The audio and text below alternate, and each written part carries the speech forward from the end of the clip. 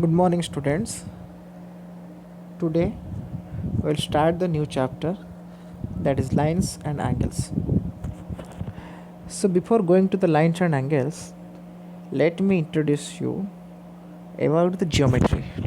As it is coming under the geometry part, so it is very necessary to know about the geometry. So, geometry, what is the word? Geometry is composed of the ancient Greek words, that is geo and metron. So, geo means the earth and metron means the measurement. Geometry is a very important branch of mathematics which deals with the shape, size, position, length, dimension, everything about any of the figure or relationship and properties of different figures. So you know these things from the lower classes of standard 4 and 5 also. You know the geometrical shapes, geometrical figures, their length, breadth, height, their so area, volume, everything you are well known about that. Area, perimeter, everything. So we will discuss here some of the important parameters which are called lines and angles. So in daily life you have seen many things like this. Here are the four figures where you are observing many geometrical shapes are here. In the first figure you know all about it, it is a circle.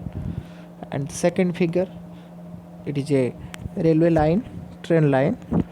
And here two straight lines are moving which are made up of what? Iron. And here are also some horizontal lines in between the two railway lines are present. In the third figure also some of the lines we can observe. In the fourth figure also it is also the what? The garden or whatever it may be. The roof has contained some of the straight rods. So here are also some geometrical patterns. So lines and angles are involved in nearly every aspect of your daily life. You know, you are well known about that. It is very important for the student to be confident of calculating angles,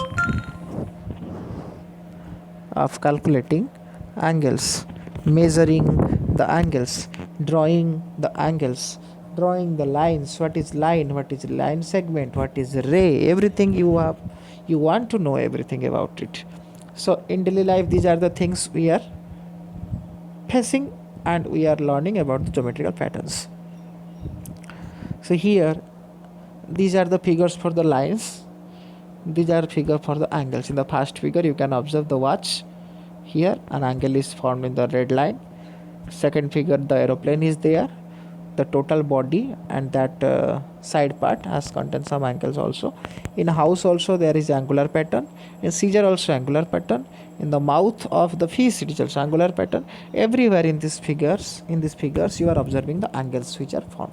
There are many other examples also you are facing where you are getting the angles. So here the definition of the lines and angles are given. So as I am coming to the geometry is totally considered on a point. The basic part is point. The entity of the geometry begins with a point which is totally dimensionless. It has no length, no breadth, and no height. We can't define a point with a proper definition. We can say only it is dimensionless. So we can find out its length also, it may be 0. So when points are combined, many points are there, infinite points are there. If I will combine them, then or I will move any point on a geometrical plane, it will make a path, and that is called any figure. It may be a curved path, it may be a straight path. If it is a curved path, it is a curve. It is a straight path, it will be considered as a line. So any point, the combination of points to make a straight path, which will be the line. So it is written here, all the shapes that we see around it consist of infinite number of points. When a point moves in such a manner that its direction remains unaltered, then a straight line is obtained. So straight line will be obtained when? If the direction is not changed, it is unidirectional, then it will be a straight line. In other words, a one-dimensional collection of points extended infinitely in both the direction. So in a line, the direction is on two opposite sides and it extends infinitely, so it has no end points. A line has no end points, you have to remember. So here is written line, a straight path extending in both the direction with no end points. It is the basic part of the line. When I am coming to the parts of the line, then I will come to the part of a line, that is first is ray. So ray is, it is the part of a line which has only one end point. Listen first. A ray is a part of the line which has only one end point. So here it is written that a part of line with one end point that continues without end of one direction. So in a line, it is extended in both the directions, but in a ray, it is extended in a single direction. Means other one direction is ended. So that is called your what? Ray. When I am coming the next part of the line segment, line, straight line, then I am coming to the two end point section, that is called as your line segment.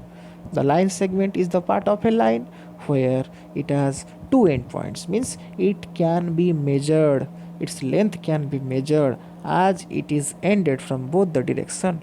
A part of the line that includes 2 points called end points and all the points between them. So no need to learn, no need to remember so many things, only you remember it is the part of the line segment or line which having two endpoints.